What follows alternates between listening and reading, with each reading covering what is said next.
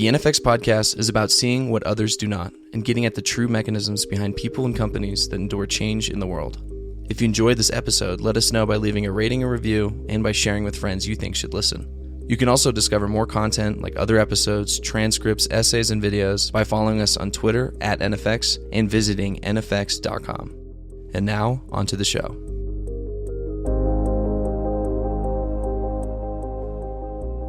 So I am very pleased that we have Sar Gur from CRV here with us today. I've known Sar for 18 years. He's one of the very best investors in Silicon Valley. And today we're going to get to know Sar and what he sees at the early stages. He has debuted at number 34 on the Midas list. If you want some statistics about why you should be paying to what Sar Gur says, everyone who's on the inside here in Silicon Valley knows that you listen to what he says, but now I guess the rest of the world is figuring it out as well. So we're so glad to have you here today, Sar. James, it's so kind of you. That's an amazing introduction. Hard to deliver after that, but thanks. Not at all, buddy. Not at all. So let's talk about like where you came from, because I want people to understand about the way you see the world, right? So one of the things we talk about in investing and being entrepreneurs and whatnot is to have a unique sense, unique perspective, a unique way of seeing that others do not have. And you've got that. And we've known that about you for many years. And now, of course, the numbers are proving it out. But can you tell us a little bit about your background first, and then we'll get into what you see in the early stage companies that you invest in? Yeah, I mean, I'll go way back,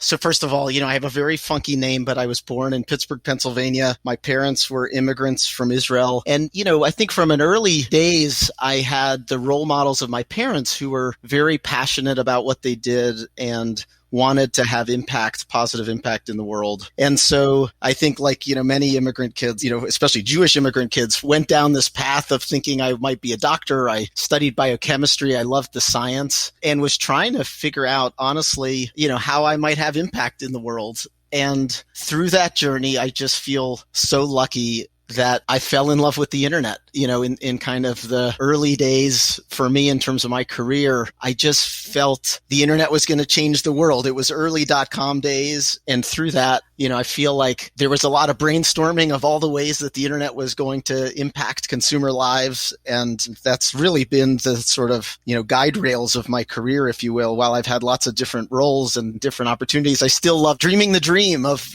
starting with a founder, how a unique product might just, improve someone's life or a small business owner's life, et cetera. Well, it's interesting because if I recall, the high school you went to in Pittsburgh was pretty tough high school. Oh, man. Yeah. I think the most famous person to go to my high school was Wiz Khalifa. If those of you that know him, he's a very famous rapper, metal detectors, et cetera. But yeah, I think that was also a great education in also just, not just knowing the broader world and the different perspectives that people have, but also just seeing how to hustle and how to make things happen and sort of opening my eyes to all the ways in which, people could earn a dime and try and make something of themselves.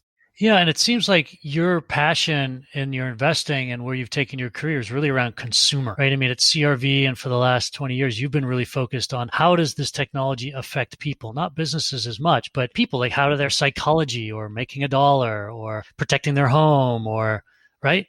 Absolutely. I'd say for me, the internet, offered scale. That when I looked at so many businesses over the years that I worked on or spent energy around or spent time thinking about, I wanted to have, impact at scale. And I guess that's just been the amazing thing about, it's not just software. It's like sort of the internet and software that really still draws my passion in that if something works, it's just so accessible to people and it can have such a big impact in their life and touch so many people. What were some of these businesses that you worked on that were not scalable? As you know, my wife and I, going back many years, started a yogurt concept that she really started and ran, but I was heavily involved in. We built it to 4 stores and, making yogurt every day and, cleaning tables and, just doing all these things that really you just spend so much time trying to reproduce the same product every day and the same experience every day. And the amazing thing with software, right, is once you build that experience, you can now focus on how to make it better. You don't have to spend 99% of your effort just trying to recreate that same experience again a second time. And this was called Fraiche, and it was actually quite famous because it was known as having the very best homemade yogurt around. That's right. Yeah, we were lucky that we had a lot of celebrity customers, including, Steve Jobs and others who, appreciated our product, which was nice. I remember somebody on Twitter saying they were moving to Palo Alto because Fraiche was there. Yeah. kind of a high price to pay to get access to your yogurt. So you've been involved in unscalable businesses and so now this internet gives us the scale. And you lived in LA and then came up here. How did you migrate to Silicon Valley? Yeah. So, I was lucky. I graduated with a biochemistry degree. I wanted to learn about business. I ended up joining an investment bank out of college to work on internet investment banking and really wanted to learn how to start a business. So I came out to Stanford Business School. I was lucky to do that. When I graduated, it was like the heart of the dot-com bust where you just couldn't find a job. Many folks forget, but the newspapers had pictures of coffee shops full of unemployed people, in San Francisco who ultimately had to go back to their hometowns. And that was the environment that I graduated into. So I had a friend of mine who had started a .com, who had an idea for a real estate business that I originally brought me down to LA to try. We ended up, going through this transaction. But as I said, in some ways, even real estate, I worked for a year on a business that ended up doing well, but my heart just wasn't in it. It just didn't scale. I couldn't dream that dream. And I was just lucky that I've always loved helping entrepreneurs and always picked up the phone if I could be of any assistance. And, even though I was a kid and really didn't know much, I seemed to have a lot of other founders and people that wanted advice. And through a friend of mine at business school, he had met someone who needed some advice. And that person ended up being a gentleman named Josh Peterson, who was running this internet company in the heart of the dot-com bust, financed on credit cards, who really needed help. And what started as a few conversations ultimately drew me to move back to San Francisco and, help him build this company, Adteractive, that kind of brought me back into working on internet related companies. Got it. And I think that was when you and I originally met. Correct. Yes. Maybe at Orrin Hoffman's Founders Brunches or something. Absolutely. That was it. You were starting your company. I was running Tickle.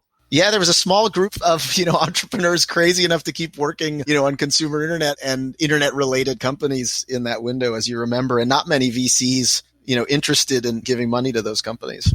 Yeah, and Adteractive was, famous for doing a lot of different sort of ad tech and lead gen, and it got really big really fast and then kind of scaled down after that, sort of boom bust. And then you hopped off and you ended up going back and founding Brightroll. Yeah, again, it goes kind of back. I was lucky that Todd, one of my best friends, we started brainstorming in an office actually with Mark Pincus and Orrin and Zoth, that some friends of mine who all wanted to start a company, and we were trying to figure out, where there might be something to do. And, I had a bit of an ad background, and Todd had a unique experience coming from Plaxo, where he had worked on some integrations with some startups. One of those startups, now looking back, was called YouTube, that was growing pretty quickly. And this is Todd Saucerdati. Yes, correct. And so Todd and I, we didn't really know what the big product idea was. It just seemed like there was a need for video ads on some of these emerging sites. And that led to Brightroll. But, as I said, I really wanted to work on consumer-oriented things. I wanted to get out of ad tech, which is what Adteractive did. And so I worked with Joe Green and Sean Parker on Causes for a bit, which was an app that grew on Facebook, and then ultimately sort of found my way into trying venture capital.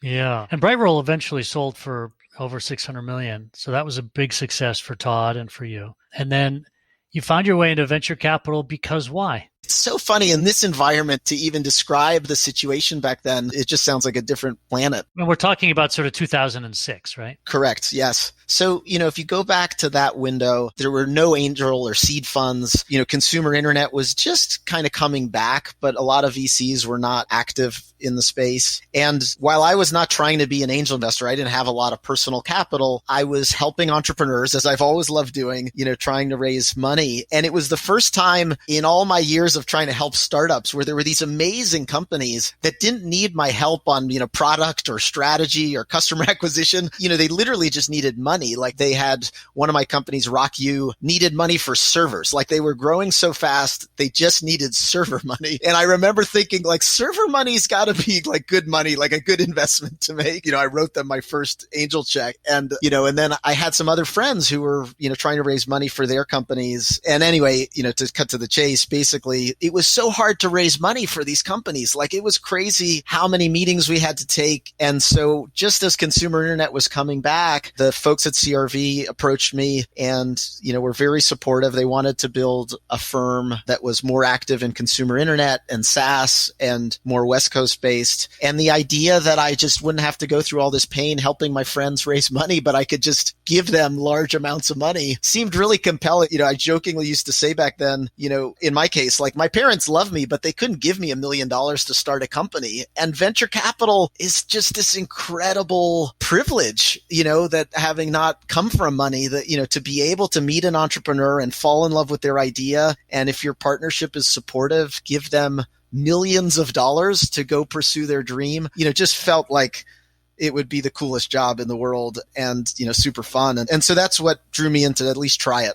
Well, I know that there was a number of venture firms who were trying to get your attention at that time. I remember we were sitting, I think, at a Starbucks down in downtown San Francisco, and you were sort of describing all the different folks that you were talking to. And I had some experience with CRV. And, this was originally a Boston-based VC firm that, sort of migrated out here along with the other Boston firms like, Greylock and Battery and Matrix and whatnot, and a really, really special group of people, an equal partnership where everybody owns equal amounts of equity, and very communicative, high IQ, high EQ people. They're really kind of a standout group. And when you told me that they were interested in you, it didn't surprise me at all, given just your personality and how you think about things. But I know that there was a lot of firms that were interested in you because of your connectivity. And I think a lot of people who are either CEOs right now or just trying to think about whether they should do angel investing can really learn a lesson from that, where you were just out becoming friends with people. You were out helping people. You were out paying it forward. And you did that for so many years that everyone got to know you.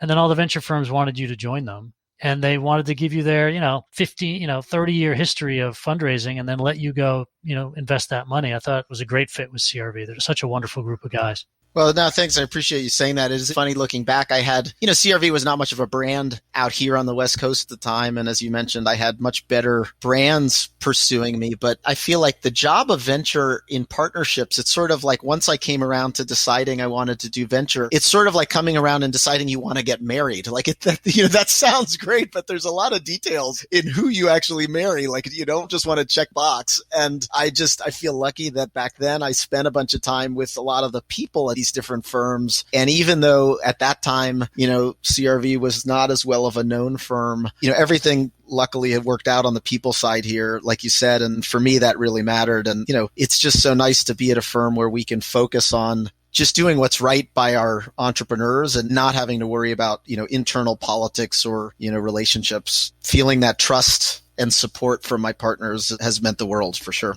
Yeah, I mean, those guys and ITSAR has been such a support to NFX, as have you. And, you've helped so many people all around you. So to take this job on, you're a venture capitalist now, and then what happens? I mean, you start seeing some interesting companies. How do you, SAR, think about how you invest? So you guys are primarily investing Series A. So you're looking to invest, 6 to 12 million for 20% of companies. Is that sort of the general target you've got?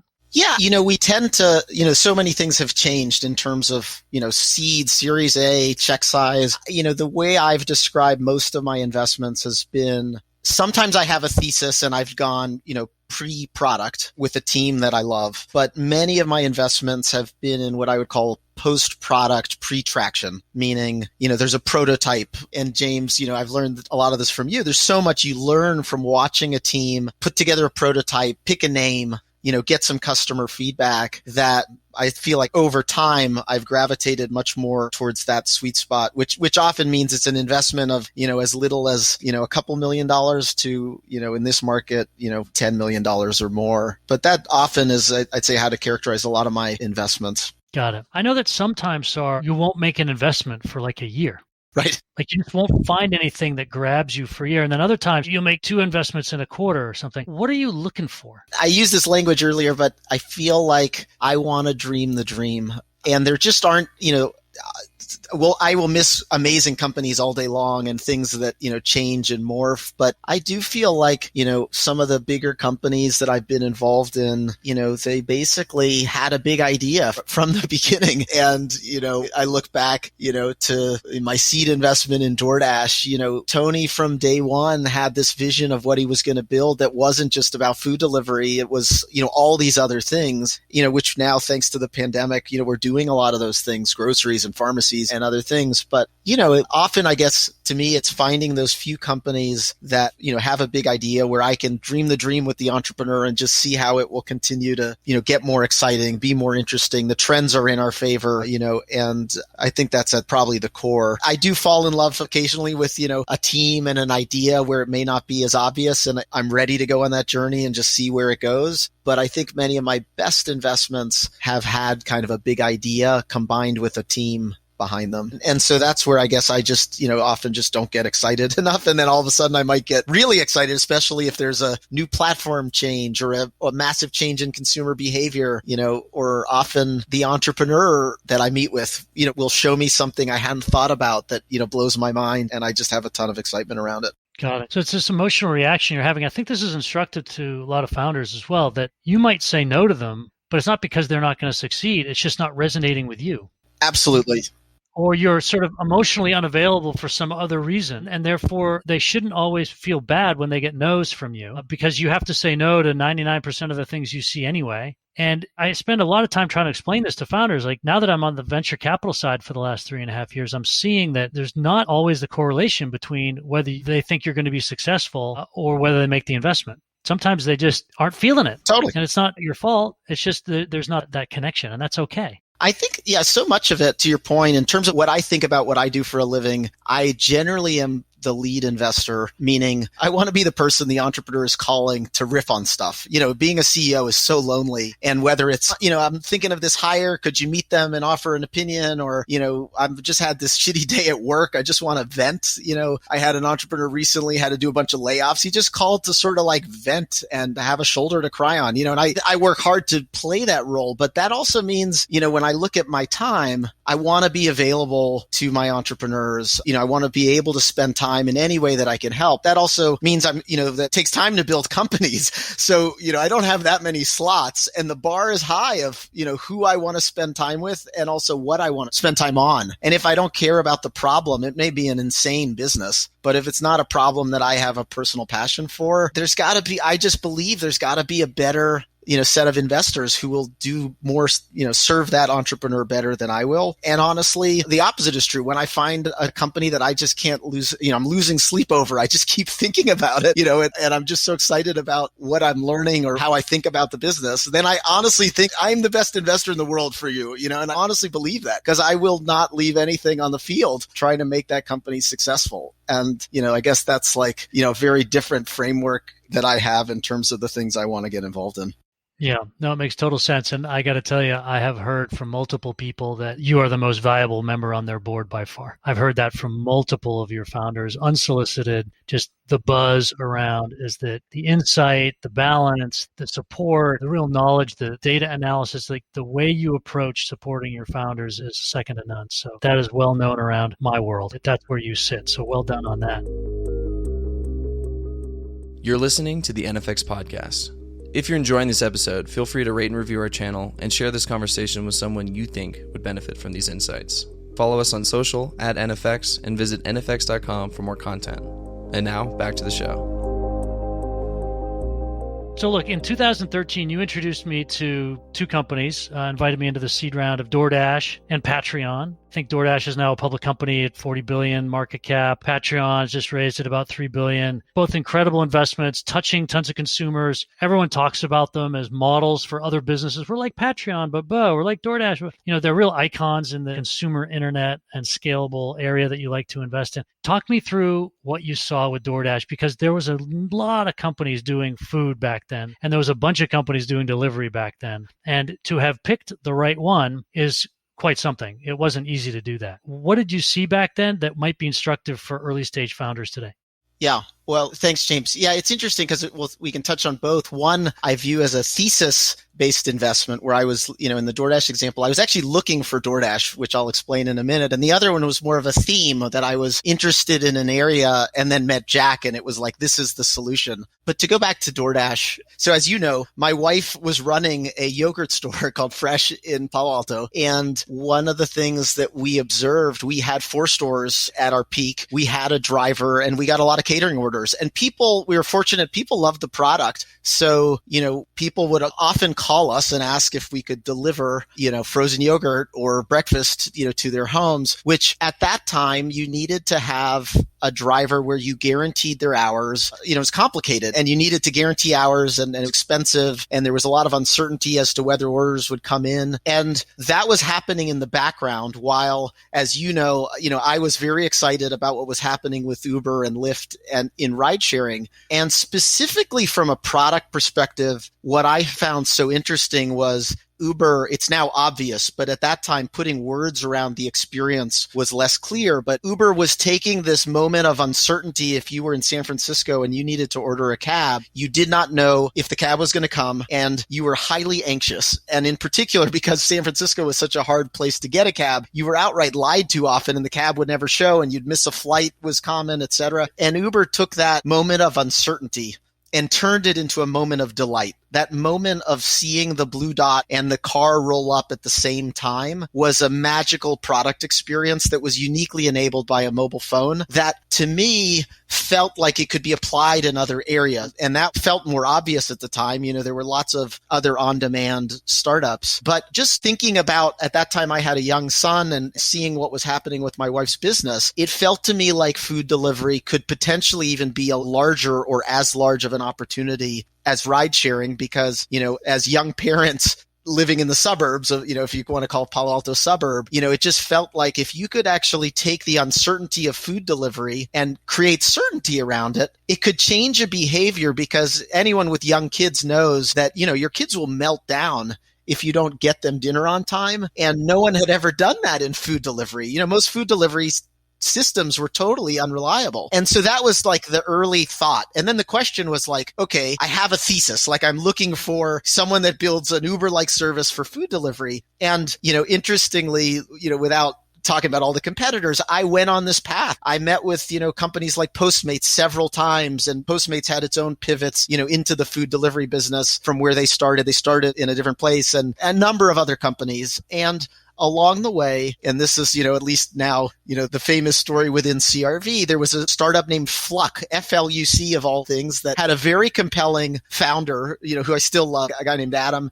who was raising a seed round and he had some traction here in Palo Alto. And I started doing diligence on this seed. And, fast forward, 2 great firms ended up investing in that company. There's a lot of luck in the venture business. I was doing references with business owners on Fluck, and I happened to have a friend of mine who was the general manager at Orange Hummus in Palo Alto, who's just very thoughtful. And to her credit, I've actually posted this tweet on Twitter. She basically says, I'm happy to chat about Fluck, but there are these kids out of Stanford who started this company, DoorDash, that you should really talk to. They really understand our problem more deeply than all these other delivery companies. And it was that email. And then, I knew Misty. I hopped on the phone with her and she gave me, a stronger reference that led me to go and, meet this team of 4 young kids out of Stanford. And at that point, my thesis was pretty clear that it was like, while other folks were trying to do Uber for pharmacy and Uber for, all these other things, that you needed a high frequency product and a high frequency use case that would then allow you to expand into other things, that you do more occasionally. And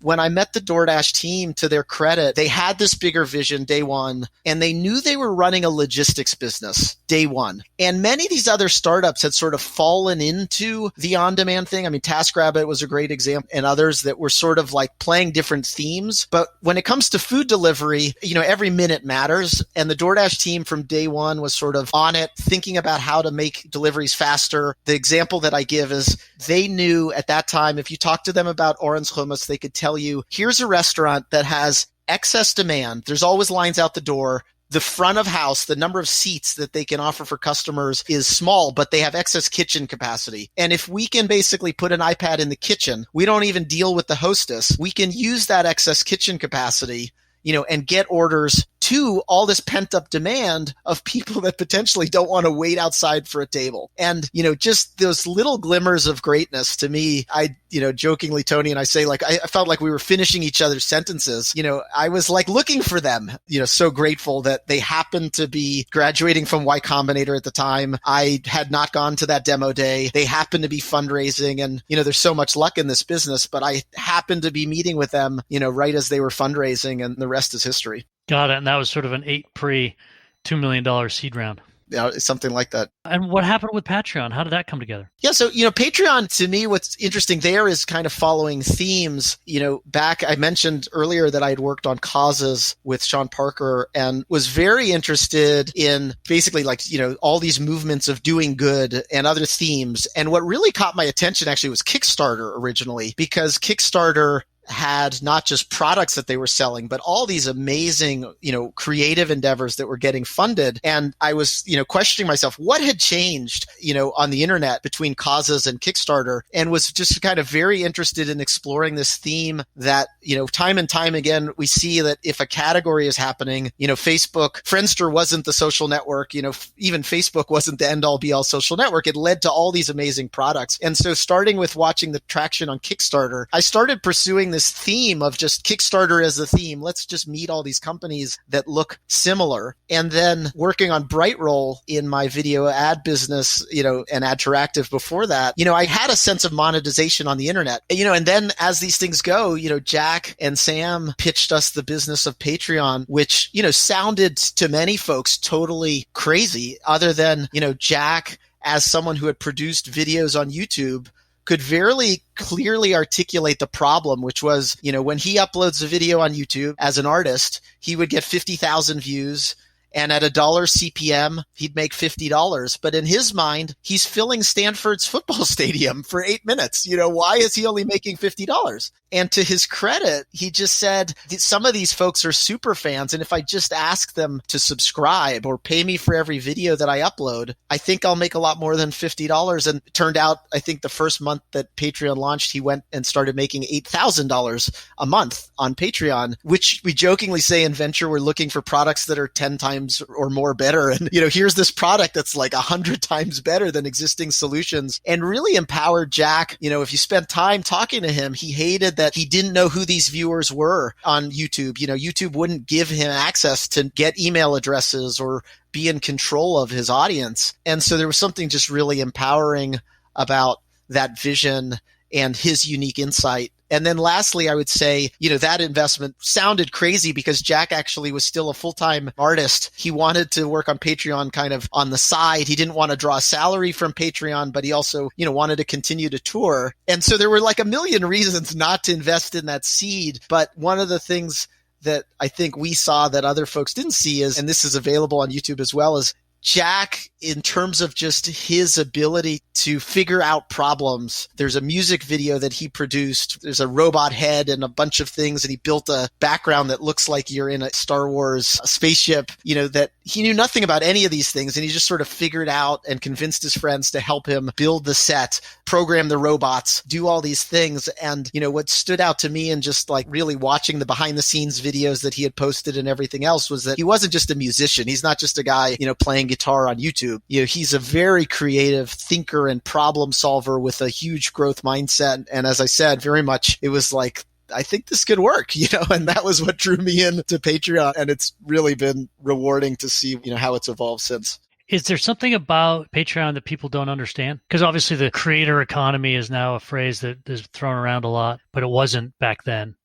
Yeah, first of all, I just think that the relationship that people have, I think we're starting to understand this, but, you can see this, I think, watching Instagram or other things. The lines have blurred between the people that we follow and impact our lives online who we may not know and the people we actually know. If I go through my Instagram feed, there's people that I've never met, but I have been following them long enough that they feel like friends right next to a post of, you on Instagram with, and I can comment as if it's a similar relationship. And I think that's really at the core of what I think a lot of folks didn't understand is just how meaningful a lot of these creators are in people's lives and that these relationships are real. And as a result, when creators, ask for support or want to offer membership tiers or offer, exclusive rewards like, join a chat or get early access to content, these feel very natural because these relationships actually are very deep in a way that I think many people didn't fully grok, now what is it, 8+ years ago when we invested in the company.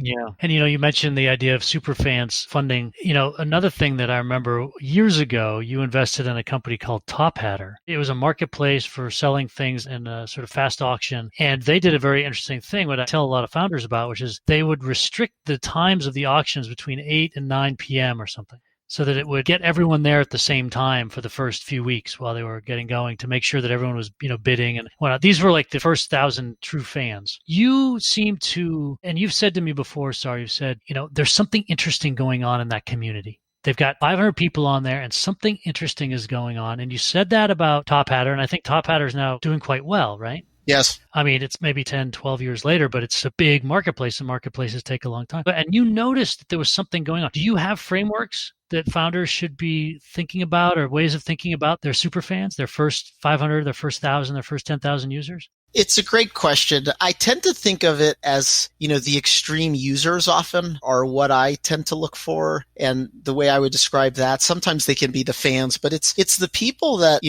are often they've sort of hacked together a solution. Like they care so deeply about the problem. This is why I think, so many companies have referenced Reddits and subreddits as places where interesting things have come out of. But I kind of view it as like, it's often the extreme users, the people that just care so deeply that they're in these subreddits because they really care. Like they really want to know the answer to something or they really have a passion around something. And, Reddit happens to be one of those products that can collect a lot of those communities. But it's often like those hardcore users that end up embracing some of these products that may look very weird in the early days, but then over time become, mainstream behaviors. And, to separate even from like internet technologies, when I think about, kombucha or, fun fact, James, I know you're familiar with Esalen. One of the stories I heard is that one of the founders of Esalen was a Stanford undergrad who was kicked out of Stanford for doing yoga on campus. It was illegal to do yoga.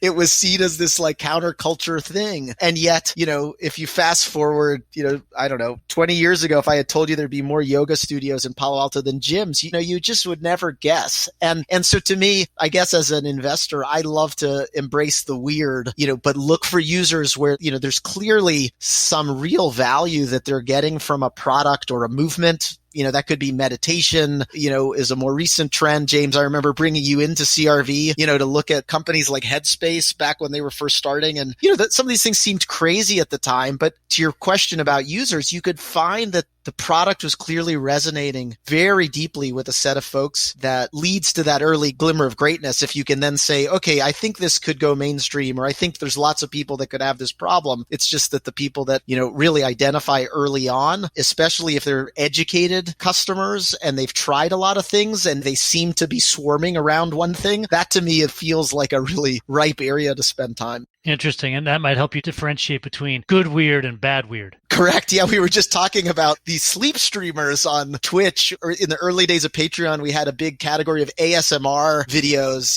A lot of these things are not investable per se. They're just consumer trends. But then occasionally, when we can find a product that plays well into a theme, you might say Peloton or something like that, then there's great investment opportunities that can be really exciting. And do you spend time on Reddit looking around at what's going on?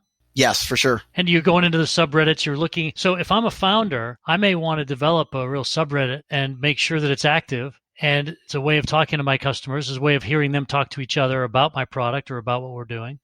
Yeah, I think in any case, like to me, movements are really interesting, and any community that's hacking on something, amazing things can come out of that. As you know, I was early in crypto, and kind of watching that was totally fascinating, because especially in that case, a lot of what was happening in crypto was fully online in some ways, unlike a lot of things in Silicon Valley that have happened with physical bodies in a physical place like a garage or a meetup. A lot of what happened in crypto is totally decentralized and global. And so as a venture investor, for sure, we are spending a lot of time online, monitoring, reading, looking, engaging with folks. And in some cases, those people end up doing amazing things, because they were there early and can develop a point of view and rally a community around them to work on something. Well, I remember in 2014, you sent me an email saying, hey, I just gave this to my partners, explaining that you thought that Dogecoin might overtake Bitcoin someday. Yeah, so I did repost it on Twitter. It's been fascinating to just kind of reread it. You have to kind of go back to the state of the world back then, that it didn't,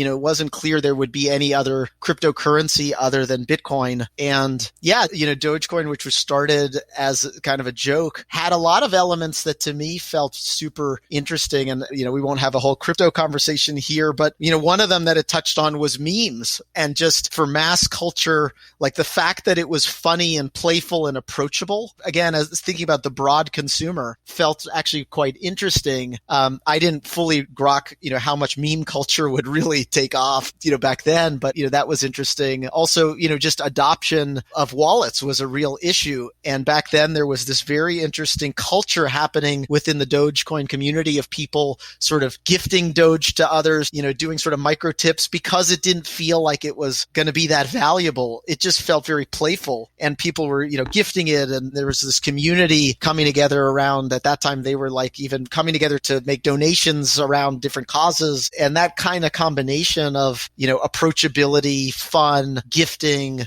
and the memes, I think to me just really had my attention, as like the world may not play out, as rationally as many people think. It never does, right? I mean, the pandemic is a great example of that, where 2 years ago, had you told us that the world would play out the way it has, very few people would have ever guessed that in their top 1,000 guesses of what was going to happen over the next couple of years. Right. And so with Dogecoin, you were seeing this community, you were seeing these early adopters, you were feeling the movement, as you say. Yes. Yeah. And now I guess it's number 4 on the coin market cap list or something, after Bitcoin and Ethereum. It's even above XRP, which I think you were one of the first people to get some XRP from Ripple. Is that right? I was the first external person, I think, in the world to ever get XRP. That's amazing. And you talk about these founders. So you, a few years ago, said that there were some things you were looking for in founders. And like, if I'm a founder, I read that stuff and I'm like, well, who are you as a VC to judge me whether I can do it or not? But I, as a founder, will also look at those sorts of lists and say, well, am I those things? Like, should I be the CEO? Maybe I should be the VP of product, or maybe I should be the VP of sales, or maybe I should be the VP of engineering and not necessarily the CEO. What are some of those things that you found makes for these founders to go to the moon? Mm-hmm. It's interesting because I characterize there's sometimes like the 0 to 1 stage of, just really seeing something that other people don't see. And then, a very different set of skills once, I often describe my job as like, after product market fit, the company becomes the product. And, many CEOs who are great at finding product market fit may not be great at scaling and optimizing and growing a company for the next, 10 to 15 years. So in the early days around product market fit, I find so much of it is around what I call original product thought. It's understanding a problem deeply, in some ways deeper than most would see at the surface, and then having some unique insight into how you might solve that. And often there is a set of creativity, to the solution, and ideally that's matched with a real passion around the problem space where, you just have so much energy that you can rope in, you can sell investors, you can sell people on what you're doing. Startups though are wacky, and it doesn't always turn out that way. Often things can start in one place and kind of grow. And as I often say, the lane can get wider over time. When I think of that example, I often think of my friend Jamie Siminoff at Ring, where I was, fortunate to be an investor in his company. But, the company, to Jamie's credit, it started in something else. It was actually on this Kickstarter theme. It was a Kickstarter that would validate products because people were getting screwed at the time on ordering things on Kickstarter and not getting their products. And then to his credit, Jamie launched his own idea on the website, which was like a doorbell that was connected to your phone because he was working out of his garage in LA and couldn't hear the doorbell ring. And, I still remember, that was the early signs of some level of product market fit. Without a product, Jamie was selling pre-orders for this Wi-Fi doorbell called Doorbot. And eventually he ended up scratching the Kickstarter idea, working on Doorbot. And it was still not fully clear what it would become until a bit later when he realized that more than a Wi-Fi connected doorbell, he could flip home security on its head and become the largest home security company in the world. And, I think of other companies like, Facebook when it started and others. They didn't start with that big vision. They just started in a different place. But then, the lane got wider, the vision got bigger, and the opportunity sort of presented itself. So I think in that sense, often we founder has a really unique insight into a problem that other people don't see. That secret to me is gold if they then have a great idea on how to solve it or have some early proof points in how they've solved it. Got it. Well, Sar, you're a treasure to this community, and I'm very jealous of all the founders that get to have you as an investor. And we're going to continue to follow your story as you go. I know CRV is doing great things under your leadership and with your partners. And it's just an absolute pleasure to be your friend. And thank you for coming on the NFX podcast. James, thank you so much. I love you and I treasure our friendship and all the adventures we've had over these years. And I'm grateful for you having me on the show. At NFX, we believe creating something of true significance starts with seeing what others do not. Send this episode to any friends that may need these insights and frameworks, and feel free to rate and review us on your favorite podcast platform. Thanks for listening to the NFX podcast.